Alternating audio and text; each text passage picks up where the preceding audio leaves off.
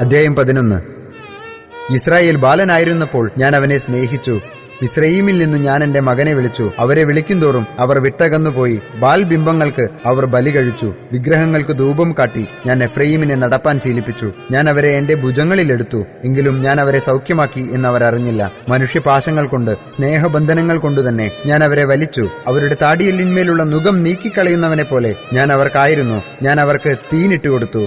അവൻ മിസ്രയീം ദേശത്തേക്ക് മടങ്ങിപ്പോകയില്ല. എന്നാൽ മടങ്ങി വരുവാൻ അവർക്ക് മനസ്സിലായക കൊണ്ട് അശൂര്യൻ അവന്റെ രാജാവാകും. അവരുടെ ആലോചന നിമിത്തം വാൾ അവന്റെ പട്ടണങ്ങളിൽ മേൽ വീണ് അവന്റെ ഓടാമ്പലുകളെ നശിപ്പിച്ച് ഒടുക്കിക്കളയും. എന്റെ ജനം എന്നെ വിട്ടു പിന്തിരിവാൻ ഒരുങ്ങിയിരിക്കുന്നു. അവരെ മേലോട്ട് വിളിച്ചാലും ആരും നിവർന്നു നിൽക്കുന്നില്ല. എഫ്രയീമേ, ഞാൻ നിന്നെ എങ്ങനെ വിട്ടുകൊടുക്കും? ഇസ്രായേലെ, ഞാൻ നിന്നെ എങ്ങനെ ഏൽപ്പിച്ചു കൊടുക്കും? ഞാൻ നിന്നെ എങ്ങനെ അദ്മയെ പോലെയാക്കും? ഞാൻ നിന്നെ എങ്ങനെ സെബോയീമിനെ പോലെ ആക്കി തീർക്കും? എന്റെ ഹൃദയം എന്റെ ഉള്ളിൽ മറിഞ്ഞുകൊള്ളുന്നു. എന്റെ അയ്യോ ഭാവമൊക്കെയും ജ്വലിക്കുന്നു. എന്റെ ഉഗ്രകോപം ഞാൻ നടത്തുകയില്ല. ഞാൻ എഫ്രയീമിനെ വീണ്ടും നശിപ്പിക്കുകയുമില്ല.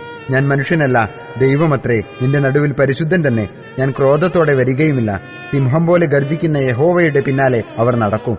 അവൻ ഗർജിക്കുമ്പോൾ പടിഞ്ഞാറ് നിന്ന് മക്കൾ വിറച്ചുകൊണ്ടുവരും. അവർ മിസ്രയീമിൽ നിന്ന് ഒരു പക്ഷിയെപ്പോലെയും അശൂർ ദേശത്തു നിന്ന് ഒരു പ്രാവിനെ പോലെയും വിറച്ചും കൊണ്ടുവരും. ഞാൻ അവരെ അവരുടെ വീടുകളിൽ പാർപ്പിക്കും എന്ന് യഹോവയുടെ അരുളപ്പാട്. എഫ്രയീം കപടം കൊണ്ടും ഇസ്രായേൽ ഗൃഹം വഞ്ചന കൊണ്ടും എന്നെ ചുറ്റിക്കൊള്ളുന്നു. യഹൂദായും ദൈവത്തോടും വിശ്വസ്തനായ പരിശുദ്ധനോടും ഇന്നും അസ്ഥിരത കാണിക്കുന്നു.